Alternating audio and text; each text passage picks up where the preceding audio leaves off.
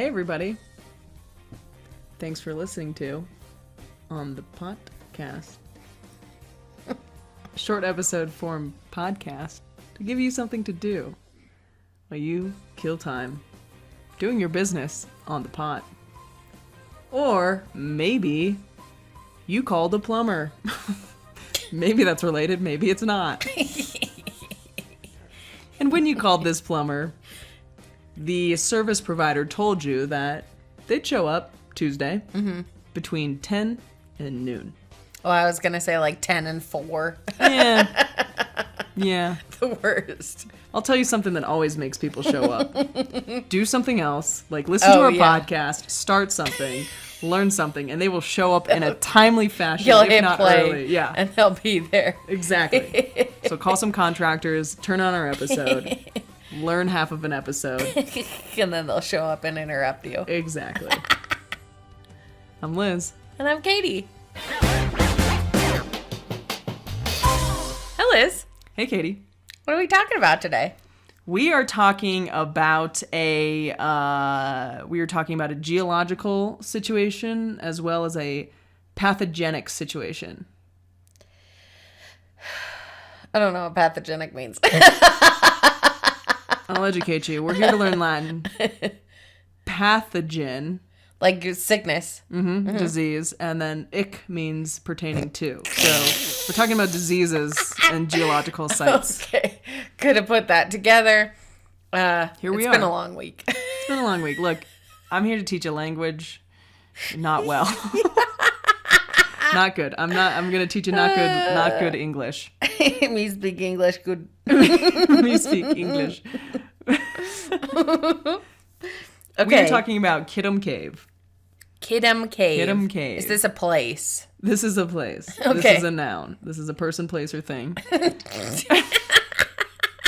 Your English lesson for the day.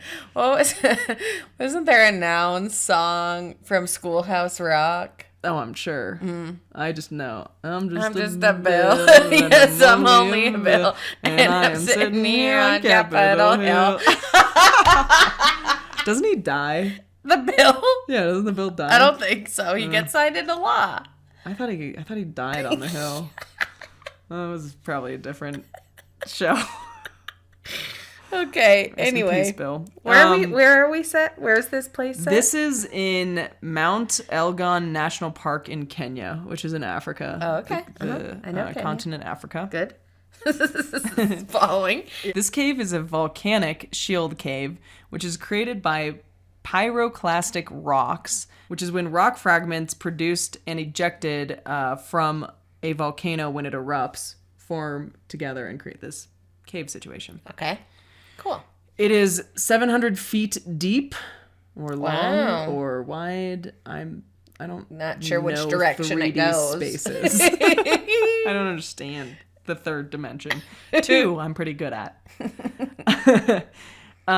When it was first discovered, there were all these marks and scrapes along the walls, and the people who discovered it assumed that it was ancient Egyptians digging for gems and gold and riches, which... Have you looked at a map of Africa? Recently? Anytime. Not in detail, but yes. You have an idea of where Egypt is, right? Yes, I know exactly where Egypt is. Great. And you have an idea of where Kenya is, Yes. right? Would you say they're close? No. Yeah. So I think, in all honesty, there's not much going on in ancient Egyptian time, so there's a chance you're wandering for months, if not years, to find riches, but I just feel like that's a long way to travel. See, I've clearly watched too many horror movies, because when you were talking about scratches on the walls, I instantly thought demon, monster, something horrifying. Oh boy. Was that the perfect segment? Just you wait. Well, before we get to that, it was found that the walls are actually rich in salt, and so those scratches, many animals come to this cave, like buffaloes, leopards, hyenas, bushbuck, which is a type of deer antelope variety, and then elephants. And so it's actually from the tusks of the elephants not only bumping into the walls, but they will scrape the sides up so that they knock off the salt and then they can little eat amounts it. of salt, yeah. Yeah, Tasty. so it becomes... Yeah, so it's a little salt lick for all these animals. There's also a lot of bat guano because where there is bat guano, there is bat. And for the folks who don't know what guano is, it is poop. Poop. Not Typically- so tasty. I don't know. Typically poop found in cave situations, and as the elephants and all these creatures have come to this cave for hundreds to possibly thousands of years, they have scraped and scraped and scraped, thus making it larger over time. Kind of neat, kind of cool. They're excavators. Cool. Animal excavators. Yeah. Get the black lung, Dad.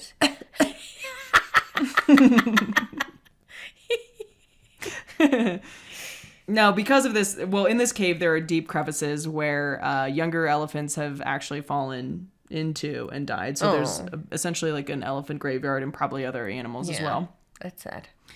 Now, here comes the scary part. Yeah, I'm ready for it. Here for it. In 1980, a Frenchman visited the cave and he contracted a disease and died. From the cave? From the cave. Yeah. And then in 1987, there was a 15-year-old Danish boy who was living in Kenya at the time, and he contracted another disease and died after visiting it. Same disease, different disease? They were different viruses, but they were very, very similar. Okay. Now, what they ended up finding was that the virus was a Marburg virus. Okay. Yeah, which is a rare virus, and it causes severe hemorrhagic fevers in people and non-human primates. Like bleeding fever. Yeah, so it's very similar to Ebola. The 6 species of Ebola virus are the only other known filovirus, which is essentially the same symptoms of this as of the hemorrhagic fever. So yeah, so it's very similar to Ebola. And Marburg virus was actually first discovered in 1967 when it was found in a German lab where 31 people fell ill and 7 people actually died. Ooh. Yeah, and the cause of that was they were infected by a Ugandan imported African green monkey, or possibly the tissues that they were studying at the time. Yikes. Gah. Yeah. I know. Scary. Yikes. Super scary. So essentially, whatever this virus is, was just living. I mean, a virus has to attach to some living thing, right? So what was it attaching to in the cave? Well, Katie, you ask all the right questions. I was trained. Yeah. Yeah, I guess so. It shows. So because of these occurrences, the United States Military Research Institute of Infectious Disease, also known as USMRID, or USAMRIID, went on an expedition to identify the cause of the disease inside the cave. And upon their expedition, they found no disease-causing virus found in any of the species. Oh, weird. Yeah. So Richard Preston's book, The Hot Zone, actually dramatizes this event. Now, I've never read it, but I imagine it gets gross and creepy and dark. Sure. Yeah, So I there's kinda wanna lots of check it out. opportunities. Yeah, but I got some other books to read. But what did end up happening was that in 2007, there were similar expeditions performed because there were 2 mine workers in Africa that died after being bit by bats of the similar symptoms. So these expeditions ended up going into some mines throughout different African nations, and what they ended up finding was that they linked the virus to Egyptian fruit bats. And so there's a very good chance that the Kitum Cave actually, the Marburg virus actually came from the bats and bats guano in the Kitum Cave. Interesting. Yeah. Yeah, that's really weird. Real sketch. Bat guano, man, makes you real sick. Yeah, Evan I mean... Spencer can attest to that. Side note, Oh, boy. don't wear white pants on a plane back from Mexico when you get a stomach bug. Oh, no. Oh, no. Oof. Anyway, wear brown pants. Yeah, so, like, caves already are so freaky to me. And Yeah. because of creepy, like this. Like, there's no UV light getting in there. There's Nothing's being killed. It can be wet and moist and never dry out, and it's real Yuck. gross. Ugh. I don't care how good that salt is. I'm not getting in there, and I'm not licking it. Now I'm just afraid. Man, I'm afraid of people getting viruses, like being around people getting soon. a virus. Now, too soon. Now I'm afraid of going into caves and getting a virus. I know. I guess stay away from bats. I think that's the moral of this story. I think, like, truthfully, just stay away from animals. Live in a bubble. Avoid all living creatures. And you'll be virus-free. Okay.